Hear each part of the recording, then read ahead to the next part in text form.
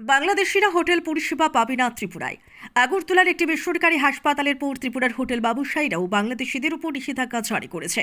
কোনো বাংলাদেশিকেই আর ত্রিপুরার কোনো হোটেলে থাকতে দেওয়া যাবে না। এক বিবৃতিতে এমনই সিদ্ধান্ত নিল all Tripura hotel and restaurant honours association. তাদের তরফ থেকে জানানো হয়, সব ধর্মের প্রতি সম্মান রয়েছে আমাদের, কিন্তু সাম্প্রতিক সময় বাংলাদেশে ভারতের জাতীয় পতাকা অবমাননা, বাংলাদেশের সংখ্যালঘু হিন্দুদের প্রতি এক শ্রেণীর উগ্র জনগণ তীব্র অত্যাচার করছে।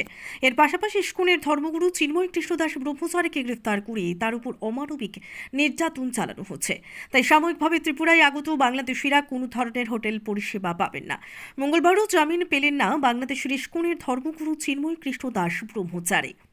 বাংলাদেশের চট্টগ্রাম আদালত এদিন তার জামিন মামলার শুনানির কথা ছিল, কিন্তু তা পিছিয়ে গেছে। চিন্ময় কৃষ্ণ দাস ব্রহ্মচারীর হয়ে আদালতে মামলা লড়তে মঙ্গলবার রাজি ছিলেন না কোনো আইনজীবী। সংবাদ মাধ্যমের একাংশের দাবি, চট্টগ্রামের ওই আদালতের বার অ্যাসোসিয়েশন সিদ্ধান্ত নিয়েছে চিন্ময় ব্রহ্মচারীর হয়ে আদালতে দাঁড়াবেন না কোনো আইনজীবী। এই পরিস্থিতিতে আগামী 2রা জানুয়ারি পর্যন্ত এই মামলার শুনানি স্থগিত রেখেছে চট্টগ্রাম আদালত। এদিকে বাংলাদেশের অপ্রীতিকর পরিস্থিতি এড়াতে ভারতীয় দূতাবাস এবং উপদূতাবাসগুলোর সামনে নিরাপত্তা বৃদ্ধি করল বাংলাদেশ। ত্রিপুরা থেকে বিক্রম কর্মকারের report, crime press Bengal news.